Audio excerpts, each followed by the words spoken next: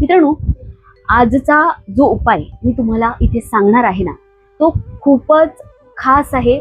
कारण हा उपाय मला खूप लोकांनी कमेंट करून मागितला होता. अनेक जणांनी मला विचारलं होतं की ताई, घरात बाहेरून खूप लोक येतात, काही लोकांची नजर असते ती चांगली नसते, काही जण खूप निगेटिव्ह विचार करून येतात, निगेटिव्ह विचार घेऊन येतात. तर अशी कोणती गोष्ट आहे की जी आपण घराच्या मुख्य दरवाजावर लावू शकतो, ज्यामुळे बाहेरची नकारात्मक ऊर्जा घरात येणार नाही? तर आज मी तुम्हाला त्याच विषयावर एक खूप प्रभावी, खूप सोपा आणि खूपच पॉवरफुल इथे उपाय सांगणार आहे. आणि विशेष म्हणजे हा उपाय कोणतीही व्यक्ती घरातील करू शकते. हा उपाय सगळ्यांसाठी करता येणारा आहे. कारण सकारात्मक ऊर्जा, सुख, शांती, आनंद प्रत्येकाच्या घरात असायलाच हवा. यासाठी सगळेजण हा उपाय करू शकतो. आणि बघतो बघा, फक्त दरवाजावर पोटली लावली म्हणजे सगळं झालं असं नाही. घराच्या आतली ऊर्जा देखील शुद्ध असणं खूप गरजेचं असतं. कारण कधी कधी आपल्याला जाणवतही नाही, पण घरात हळूहळू जडपणा वाढायला लागतो. सतत चिडचिड होणं, पैशाची अडचण निर्माण होणं, घरात वारंवार वाद होणं, मन सतत बेचैन राहणं, किंवा अचानक तब्येत बिघडणं, कामात अडथळे येणे, हे सगळं आहे ना, हे सगळं अनेक वेळा नकारात्मक ऊर्जेमुळे सुद्धा होत असतं.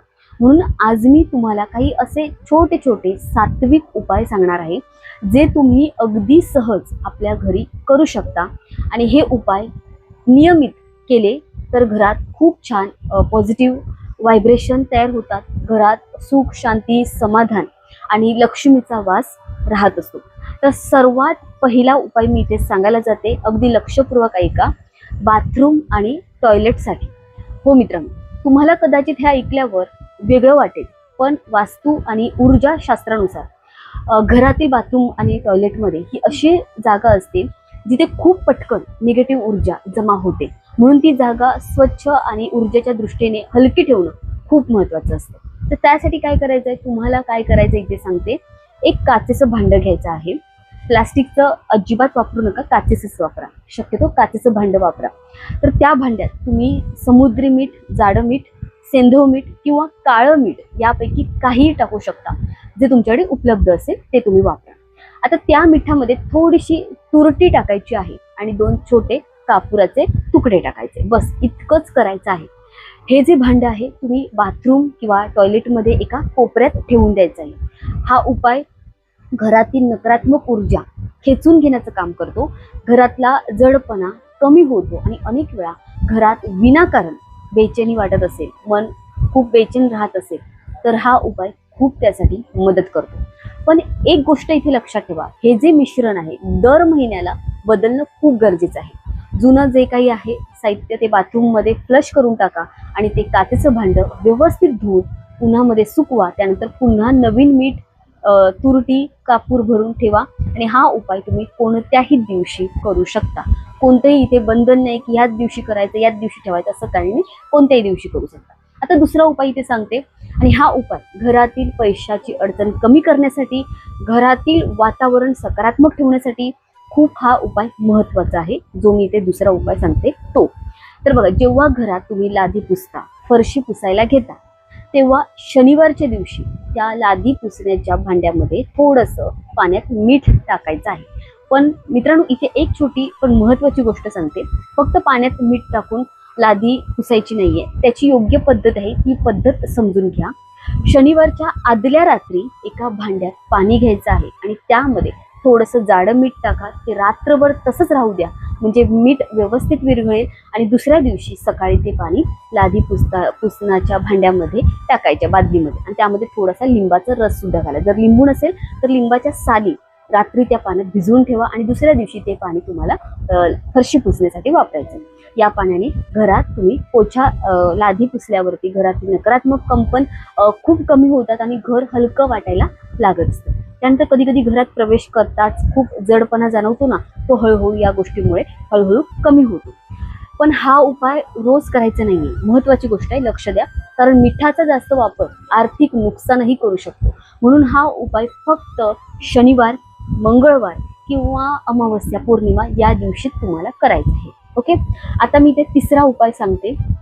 खूप सुंदर आणि खूप शक्तिशाली आहे. हा उपाय घराच्या संरक्षणासाठी केला जातो. तुम्हाला एक लिंबू घ्यायचा आहे, तो अर्धा कापून त्याचा रस काढून घ्यायचा आहे. आता त्या लिंबाच्या सालीला तुम्हाला उलट करायचं आहे आणि त्यामध्ये मोहरीचं तेल, तिळाचं तेल किंवा चमेलीचं तेल या तीनपैकी एका तेलाचा वापर करून दिवा लावायचा. हे काही नसेल तर साधा तुपाचा दिवा देखील इथे चालू शकतो. हा दिवा तुम्हाला सूर्यास्तानंतर लावायचा आहे. शक्यतो मुख्य दरवाजाच्या बाहेर लावा. जर बाहेर ठेवणं तुम्हाला हा दिवा शक्य नसेल तर घराच्या आतल्या दरवाजाजवळ उजव्या बाजूला ठेवायचा आहे आणि त्या लिंबाची दुसरी साल घराच्या दक्षिण पूर्व दिशेला ठेवून त्यामध्येही दिवा लावायचा. ओके. तर बघा, वास्तुशास्त्रानुसार दक्षिण पूर्व दिशा अग्नितत्वाची दिशा मानली जाते आणि या दिशेला दिवा लावल्याने घरातील नकारात्मक ऊर्जा जी आहे ती कमी व्हायला मदत होते. हा पॉवरफुल उपाय आहे, करून बघा. आता पुढचा उपाय खूप साधा, खूप सोपा आहे, परिणामकारक आहे. शनिवार, मंगळवार आणि अमावस्येच्या रात्री एका काचेच्या वाटीत थोडंसं मीठ घ्या आणि ते तुम्हाला पलंगाच्या खाली किंवा पलंगाच्या बाजूला ठेवून द्यायचं. पूर्ण रात्र ते तसंच राहू द्यायचं. सकाळी उठल्यावर ते मीठ बाथरूममध्ये फ्लश करून टाकायचं. असं म्हणतात की मीठ घरातील आणि शरीराभोवती जी काही जडपण आहे, ऊर्जा आहे, ती शोषून घेतं.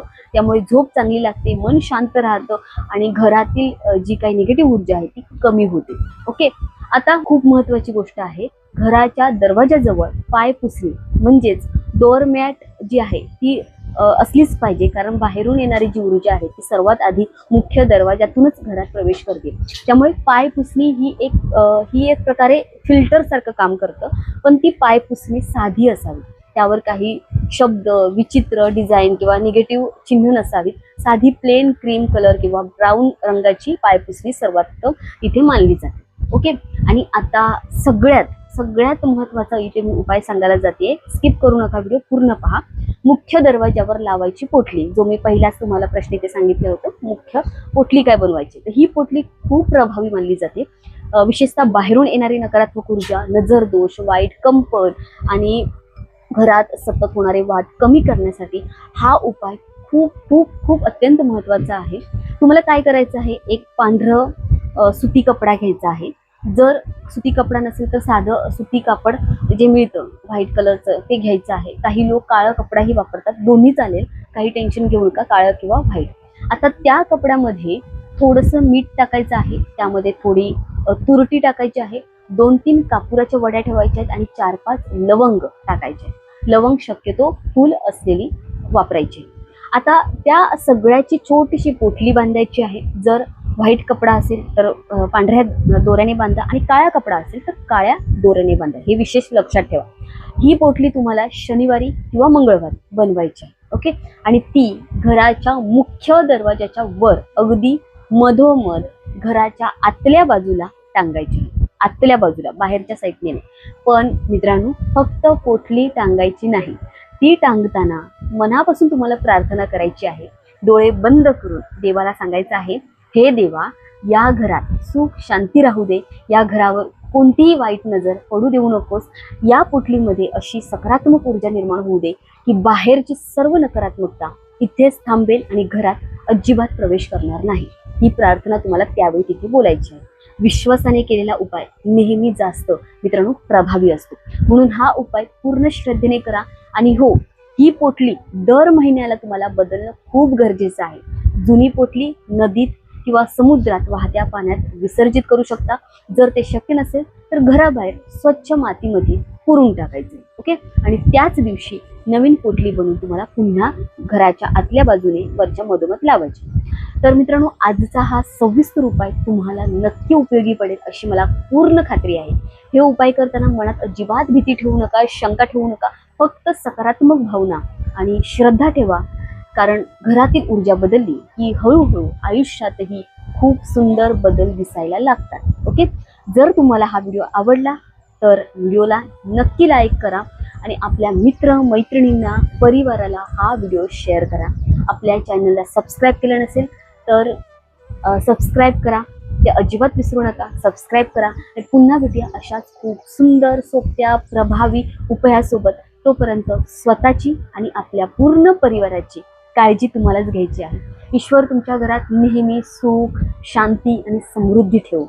Wish you all the best. Thank you. God bless you.